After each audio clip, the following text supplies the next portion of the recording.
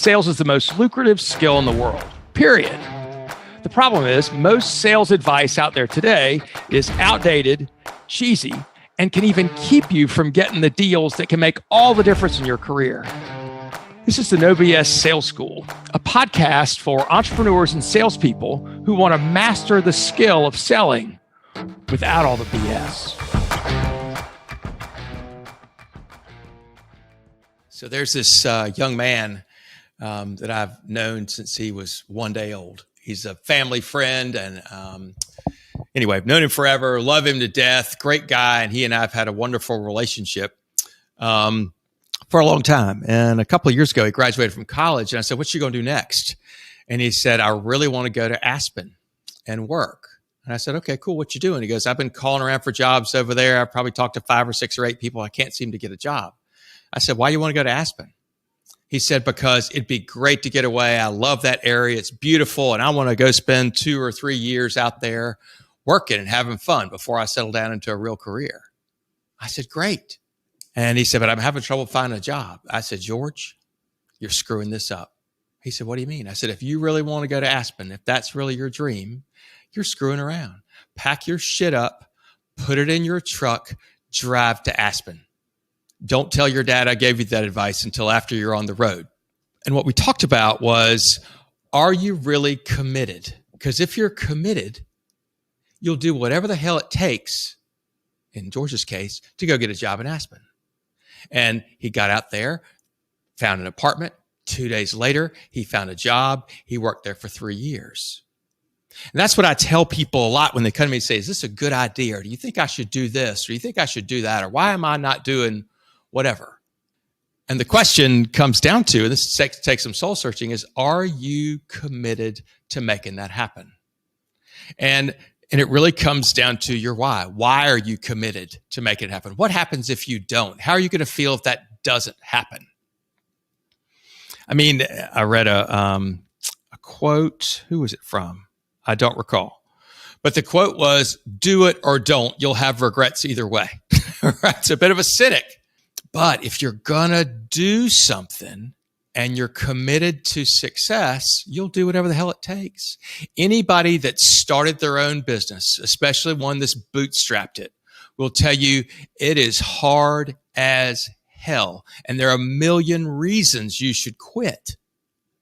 There are a million reasons you shouldn't do it. There's only one that you should, and that's that you really, either you have no options, no other options, because that's where the world is right now, or you have no other options because you'll just be pissed as shit at yourself because you didn't do it or didn't try.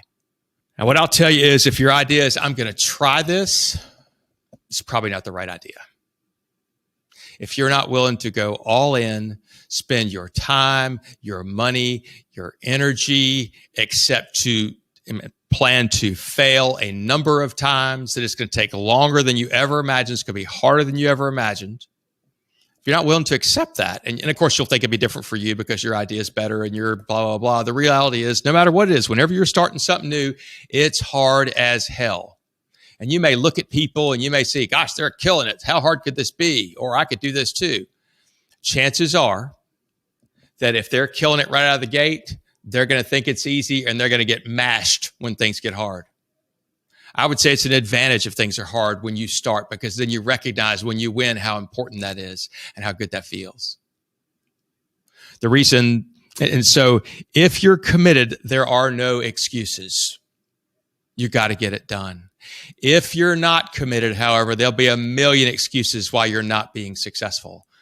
When we talk about excuses, I mean not taking the responsibility yourself. Instead of saying, "Oh, the economy sucks and that's why it didn't work." Bullshit. It's not the economy. It's because you didn't figure out how to get it done. So, and I'll have a personal story some of y'all have heard. When I was in the commercial real estate business a long time ago, which is where I think I got most of the brain damage that I have today, I started about the same time as this other guy named Ben. And Ben and I were about the same age, had the same experience level, which is 0 when we started in the business. And I think 3 years in, Ben was making over $100,000 a year, which is a lot of money at that time. And I was making about 50. And the 4th year, I think he made 200,000. I maybe made 60. And we were riding the beach together one day. And I said, "Ben, why do you think it is that you are, making a couple $100,000 a year and headed for more, and I'm making 50 or 60. What is the difference between you and me? And he looked at me dead in the face and he said, the difference between me and you, Walker, is I'm committed to this business and being successful, and you're not. He said, if you struggle, if you need money, you can go to your dad, and your dad will cover you a little bit, and he'll take care of you. You're not going to go starving. You're not going to be kicked out of your house. He said, I have everything to lose. I have no backstop. We have no family money. There's nobody I can go to. I am building a house. We right now live in a double wide trailer. I've got 2 kids. I will not stay there. I am committed to my success. And if I don't make that kind of money, we're screwed. Ben did whatever it took. He was committed. Me, I was playing around. I got pissed when he told me that, by the way. I don't think I showed it, but I was pissed. What do you mean I'm not committed? But I realized with some reflection, I was not committed to being successful in that business. I knew that because I was making excuses why I hadn't. It was the economy. It was the company. It was my experience level. I have people come to me and talk about sales training like, I don't have as much experience as some other guys. I've only been in the business 8 or 9 years. What? That's ridiculous. If you want to be successful in your business, you must commit to it 100%, meaning you realize you will do whatever the hell it takes to make your business successful. Now, definition of success may be different to you than from somebody else. Somebody else's success, maybe it's a lifestyle business. Maybe to you, it's making $5 million a year. But part of commitment is recognizing where you're committed to go. What are you committed to do? And then taking the steps to get there. A lot of times people are, committed to making a whole ton of money. And what we find them do is calling on people that they can't make them a lot of money. They're calling on tiny prospects, making money at $500 or $5,000 a shot. When if you're going to make a whole lot of money, you got to call on people that can give you a whole lot of money. If you're committed to make a couple of $1 million a year, it sure is a whole lot easier when you go find a job where you're selling something expensive with bigger margins. Whatever it is you say you're committed to do a gut check and figure out what are you willing to give up to get there? What are you willing to give up?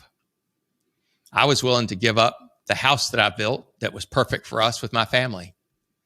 I gave it up because in order for me to start my business, I couldn't afford a $5,000 a month mortgage payment. We moved to a rental house for 3 years. And my family was pissed, right? I was willing to give up what I had to get what I wanted. And so now it took a long time, a lot longer than I thought it would. But I've got a really nice business now. It's a lifestyle business and we are growing now. In the next 2 years, I'm going to double the business, right? And that's not going to come from doing the same things I've been doing up to get here. I brought on somebody who's going to come work with me. He's an affiliate partner with what I do. He's in a different state. We're working on a program now to help grow the business in a different way than I've been doing it before. More information come out about that soon. What are you doing right now to prove to yourself or to show that you're committed to being successful? Whatever your definition of success is. If you're already there, you're in a comfort zone, well, good for you. That's you. But don't sit around your comfort zone wishing you were doing something better, complaining, because that's on you. And as we head into what I'm hearing a lot of people say, our business really hasn't dropped off, but I can feel it. I can feel that things are coming. Okay. This is an excuse waiting to happen. What I want you to realize is this feeling that we're in a recession, we talk ourselves into it. Will your business change? Yes, it's been changing every day, every month, every year. It is different than it was before. You just may not have seen it, felt it. It feels the same. So whatever this change in the economy become, there'll be people in your business, maybe even in your company, who succeed and thrive in whatever environment's coming up because they're committed to their success. They'll do whatever it takes. They'll shift their business. They'll go wherever the business needs to go. Is that you? Are you hoping the same old shit's going to continue to work, or you just throw your hands up and go, well, it's the economy. The economy sucks. Be aware. You're in control of what happens. If you're committed to do whatever it takes, you'll win. I'm Walker McKay with No BS Sales. Go get 'em. Thanks for listening to the OBS Sales School podcast. If you haven't already, please take 1 minute to write a quick review for the show. It really does make a huge difference. Also, subscribe to the show and please forward this episode to somebody else who needs to hear it. As a bonus for listening, I'm going to give you access to a free mini course, 7 expensive sales mistakes you're making and what you can do about it. Go to www.7salesmistakes.com and get access to the free mini course. That's the number 7salesmistakes.com. Thanks again for listening to the OBS Sales School podcast.